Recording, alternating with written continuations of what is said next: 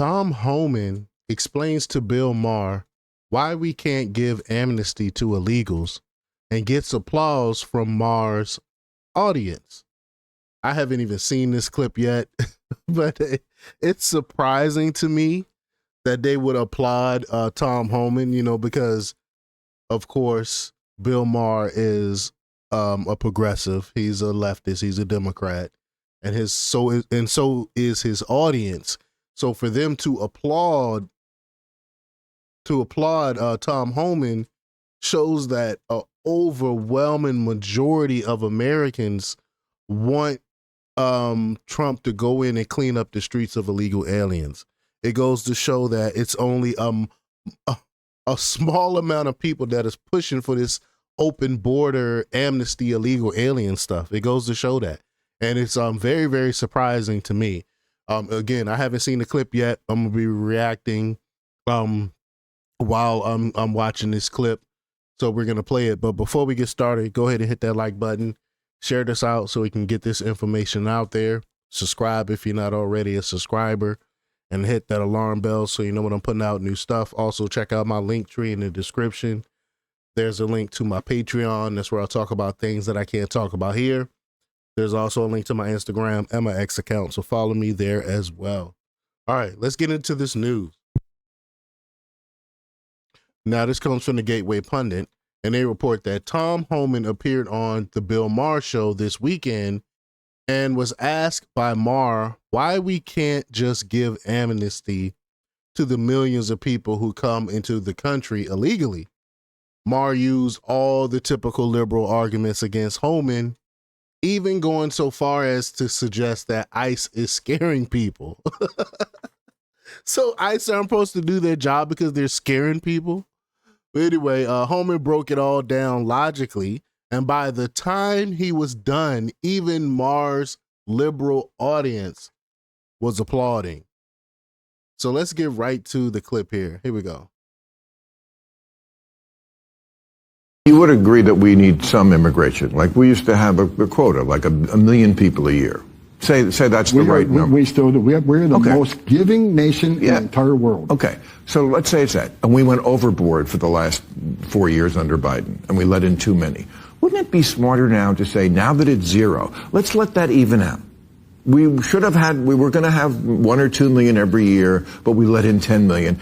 Instead of uprooting all these people now, why not just an amnesty? Okay, it's not exactly kosher how you got here, but the amount of people you're scaring. I mean, I'm going to say to you the thing I said to him when I had dinner with him that horrible night. And, they hated it that I reported it honestly, that he does listen.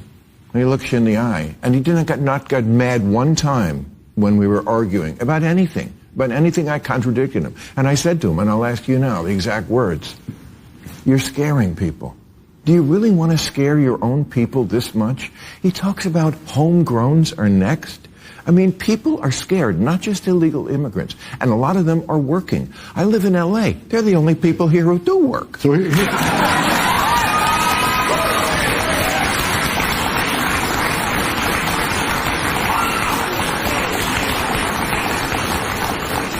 here's what you don't know. First of all, President Trump has promised we're going to concentrate on public safety threats and national security threats, right? And the data shows it. Every morning I look at 22 pages of data. The last time I looked at the data was the day before yesterday. 70% of everybody we're arresting is a criminal. 70%. Who's the other 30%? A lot of them are national security threats. We've arrested thousands of national security threats. Most of them don't have criminal histories because they're laying low to do their dirty deed down the road. And we arrest gang members. A lot of gang members don't have criminal history. But let me get to the point, though. If you want to send a message to the whole world, cross the border illegally, it's a crime, but it's okay. Have due process, get order removed by an immigration judge, don't leave, it's okay. Just don't commit another crime, you're good to go. If that's the message we send to the whole world, people are going to keep coming. And let me tell you something, illegal immigration is not a victimless crime. But the reason I am who I am, I've talked and got on my knees and talked to 9-year-old little girls who were raped by multiple members of a cartel just for passing her across the river. I stood in back of a tractor trailer with 19 dead people who baked to death. I ran Operation Ice Storm in Phoenix, Arizona, where smuggling organizations were ripping each other's off because the smuggled people were worth more money than dope. So they go to the house and rip each other off. They call a relative up and say, I have your brother here. You owe us $25,000. They say, no, we agreed on 10. Well, now it's $25,000. You pay it or I kill him. And they did. Bodies are piling up.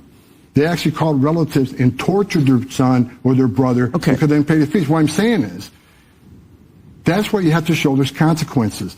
Because if you send a message, there's no consequences, and you want to reward illegal behavior, that's not going to stop. Right. And I get all that. And for all that, I thank you for your service. Truly. But what we also see is people being just taken away who are just regular day workers.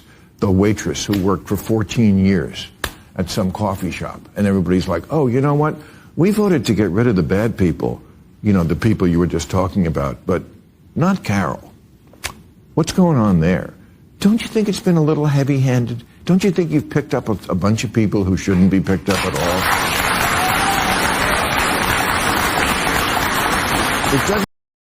I don't know how he's going to answer this, but I will say that if they were actually going in, and I'm talking about these blue states, these sanctuary cities, if they were actually work with the federal government, none of this collateral damage would be happening. They wouldn't be picking up regular mom and pops that's doing their regular 9-to-5s.